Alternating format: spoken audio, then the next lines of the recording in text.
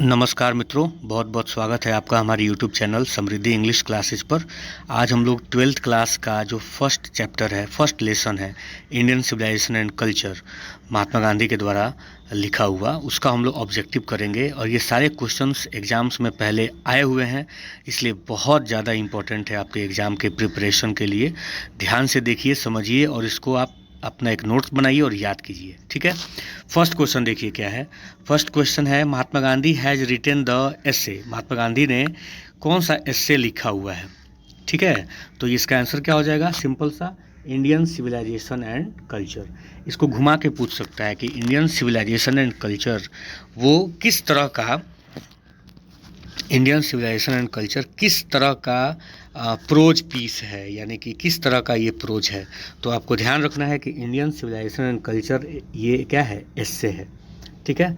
Second question देखिए, पाराहोस वर rulers of ancient. पाराहोस कहाँ के पुराने प्राचीन शासक थे। तो इसका आंसर क्या हो जाएगा, इजिप्ट के, ठीक है। पाराहोस कहाँ के शासक थे, तो इजिप्ट के शासक थे, ठीक है। Second question.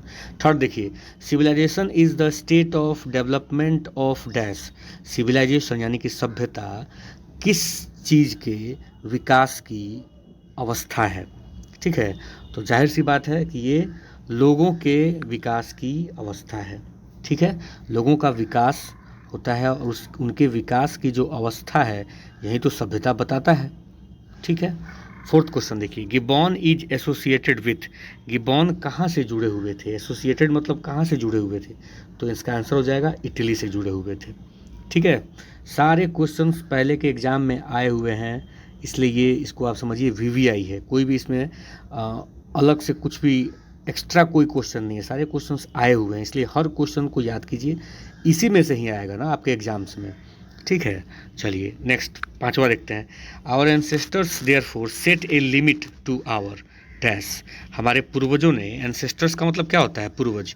हमारे पूर्वजों ने लिमिट सेट कर दिया किस चीज़ पे, हमारे किस चीज़ पे, तो हमारे इंडल्जेंसेस पे। मतलब हम लोग जो तरह तरह की चीज़ों में शामिल होते हैं या तरह तरह की सुख सुविधा के चक्कर में लगे रहते हैं, इन सब चीज़ों में हम और ज़्यादा तल्लीन नहीं हो जाएं और उसमें हम लोग सम्मिलित नहीं हों, इसलिए हमारे पूर्वजों ने हमारे ऊपर एक तरह का क्या कर दिया, सेट ए लिमिट। मतलब हमारे इच्छाओं के ऊपर, हमारे सुख सुविधा के पीछे दौड़ने की जो हमारी जो चाहते हैं, उसके ऊपर हमारे एंसेस्टर्स ने, हमारे पूर्वजों ने लिमिट लगा दिया, ठीक है। तो इसको याद रखिएगा कि our ancestors therefore set a limit to our indulgences, ठीक है। सिक्स्थ क्वेश्चन देखिए, according to Gandhi ji mind is a dash. Gandhi ji के हिसाब से, गांधी जी के अनुसार माइंड क्या है, तो माइंड क्या है, रेस्टलेस बर्ड है। रेस्टलेस का मतलब क्या होता है, बेचैन। रेस्टलेस का मतलब क्या होता है, बेचैन। और बर्ड का मतलब क्या हो गया, पक्षी। तो मन जो है वो एक प्रकार का बेचैन पक्षी है। इसको आप कुछ भी, कितना भी इसको मिल जाएगा, मन जो है आपका तृप्त होने वाला नहीं है, संतुष्ट होने वाला नहीं है, ठीक है। सेवेंथ क्वेश्चन देखिए, civilisation helps in the development of dash. Civilisation किस चीज़ के विकास में सहायता करता है। तो सिविलाइजेशन सहायता करता है सेंस ऑफ ड्यूटी के डेवलपमेंट में, याद रखिएगा। Civilization helps in the development of sense of duty, ठीक है। एट्थ क्वेश्चन देखिए, what is the modern civilization. Modern civilization क्या है, it is the worship of dash. ये पूजा करना है, ठीक है। किस चीज़ की पूजा करना है, तो मॉडर्न सिविलाइजेशन हम लोग जानते हैं कि मटेरियलिज्म की पूजा करना है। मटेरियलिज्म का मतलब क्या होता है, भौतिकता, भौतिकता, ठीक है। मटेरियलिज्म का मतलब क्या होता है, भौतिकता। भौतिकता का मतलब जैसे सुख सुविधा की चीज़ें, आराम की चीज़ें। मॉडर्न सिविलाइजेशन तो यही सब कुछ है, जितना आराम मिले, जितना सुख सुविधा मिले, जितना मशीन के ऊपर हम लोग डिपेंडेंट रहें, यही सब मॉडर्न सिविलाइजेशन सिखाता है ना। यहाँ मोरल फीलिंग्स का कुछ वैल्यू नहीं है, नैतिक मूल्य का कोई वैल्यू नहीं है, यहाँ नैतिकता है ही नहीं, यहाँ सिर्फ भौतिकता है। यही बात गांधी जी कह रहे हैं कि modern civilisation is the worship of materialism. भौतिकता का पूजा करना, सुख सुविधा के पीछे रहना, विलासिता के पीछे रहना, यही मॉडर्न सिविलाइजेशन है, ठीक है। नेक्स्ट देखिए, ninth number, in no civilization have all men attend. किसी भी सिविलाइजेशन में लोगों ने क्या नहीं पाया है, तो किसी भी सिविलाइजेशन में लोगों ने परफेक्शन नहीं पाया है। परफेक्शन का मतलब क्या होता है? 100% ठीक हो जाना, 100% करेक्टनेस। यानी कि किसी भी सिविलाइजेशन में ऐसा नहीं है कि किसी व्यक्ति को किसी भी सिविलाइजेशन में 100% करेक्टनेस होगा, 100% सब लोग राइट होंगे। थोड़ी बहुत कमियां हर सिविलाइजेशन में होती हैं। ठीक है। 10th क्वेश्चन देखिए, who dominated Indian politics from 1915 to 1948। 1915 से 1948 के बीच में किसने भारतीय राजनीति को, यानी कि इंडियन पॉलिटिक्स को डोमिनेट किया? डोमिनेट करने का मतलब होता है उस पर छा जाना, मतलब उस पर सिर्फ कब्जा कर लेना, ऐसे समझिए। तो इंडियन पॉलिटिक्स में 1915 से 1948 तक किसका कब्जा था? तो महात्मा गांधी का था। हम लोग जानते हैं कि महात्मा गांधी 1915 में आए और 1948 तक इंडियन पॉलिटिक्स में जो भी हो रहा था वो महात्मा गांधी के देखरेख में हो रहा था। ठीक है। 11th क्वेश्चन देखिए, the people of Europe are inspired by dash and Roman writers. Europe के लोग किन लोगों से इंस्पायर्ड हैं, मतलब प्रेरित हैं?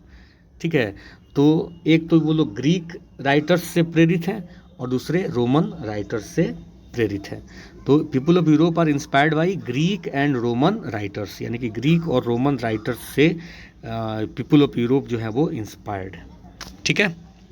12वां देखिए, dash was a spiritual leader than a politician. कौन थे जो एक स्पिरिचुअल लीडर ज़्यादा थे पॉलिटिशियन की अपेक्षा? मतलब एक राजनीतिज्ञ से ज़्यादा वो एक स्पिरिचुअल लीडर थे। पॉलिटिशियन का मतलब राजनीतिज्ञ हो गया, स्पिरिचुअल लीडर का मतलब होता है आध्यात्मिक नेता, जो मानवता की बातें करता है, जो नैतिकता की बातें करता है, जो सत्य अहिंसा के बारे में बात करता है, जो लोगों के चरित्र निर्माण के बारे में बात करता है। राजनीति, शुद्ध राजनीति के बारे में बात नहीं करता है, वो इंसान के मोरल वैल्यूज़ के डेवलपमेंट के बारे में बात करता है। तो हम लोग जानते हैं इसका आंसर क्या हो जाएगा? महात्मा गांधी। महात्मा गांधी एक पॉलिटिशियन होने से ज़्यादा एक स्पिरिचुअल लीडर थे। ठीक है। 13th क्वेश्चन देखिए, who used truth and non violence, यानी कि सत्य और अहिंसा को यूज किया एज द चीफ वेपन, यानी कि एक मुख्य हथियार के तौर पे against the British rule in India. Bharat में जो अंग्रेजों का शासन था उसके खिलाफ एक मुख्य हथियार के रूप में सत्य और अहिंसा का प्रयोग किसने किया था? तो जाहिर सी बात आंसर क्या हो जाएगा? महात्मा गांधी। महात्मा गांधी ने क्या क्या किया था? महात्मा गांधी का मुख्य हथियार क्या था? महात्मा गांधी का मुख्य हथियार था ट्रूथ एंड नॉन वायलेंस। तो आंसर क्या हो जाएगा? महात्मा गांधी। ठीक है। चलिए 14th क्वेश्चन देखिए, dash is known as the father of the nation. किनको फादर ऑफ द नेशन के नाम से हम लोग जानते हैं? तो जाहिर सी बात है, और बापू के नाम से भी जानते हैं। क्वेश्चन में ऐसा भी पूछ सकता है कि बापू को के नाम से किनको जानते हैं? तो एम गांधी, यानी कि Mahatma Gandhi. Indian glory is that it is dash. भारतीय जो सभ्यता की जो ग्लोरी है वो सबसे बड़ी बात क्या है? कि ये भारतीय सभ्यता की जो सबसे बड़ी बात है वो ये है कि इसको आप, ये इमूवेबल है, मतलब इसको आप डिगा नहीं सकते हैं, इसको आप हिला नहीं सकते हैं, ये अटल है। भारतीय सभ्यता की जो ग्लोरी है वो अटल है। Indian civilization and culture is an. Indian civilization and culture एक क्या है? तो इंडियन सिविलाइजेशन एंड कल्चर एक एस्से है। क्या है? एस्से है, निबंध है। ठीक है। Gandhi ji always believed in simple dash and high dash, यानी कि गांधी जी हमेशा विश्वास करते थे सिंपल लिविंग और हाई थिंकिंग, यानी कि सदा जीवन और उच्च विचार। ठीक है। 18वां देखिए, my experiments with truth was written by. My experiments with truth किनके द्वारा लिखा हुआ किताब है?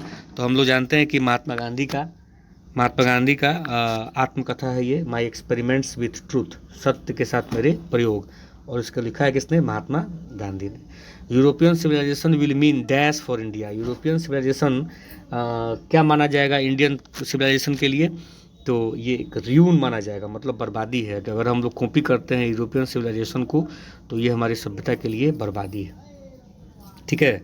20वां देखिए, dash were satisfied with a small village. कौन जो थे वो छोटे छोटे गाँव से भी संतुष्ट थे?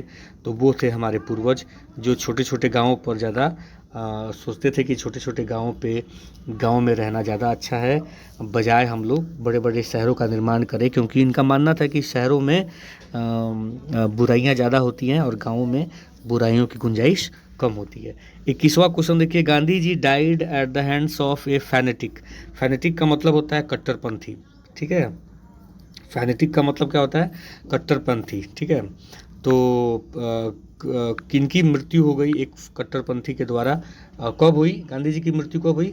तो 30 जनवरी 1948 याद रखना है। 22वां देखिए, I believe that the civilization India has evolve is not to be beaten in the world, this line has been taken from. ये लाइन कहाँ से लिया गया है, किस किस चैप्टर से लिया गया है?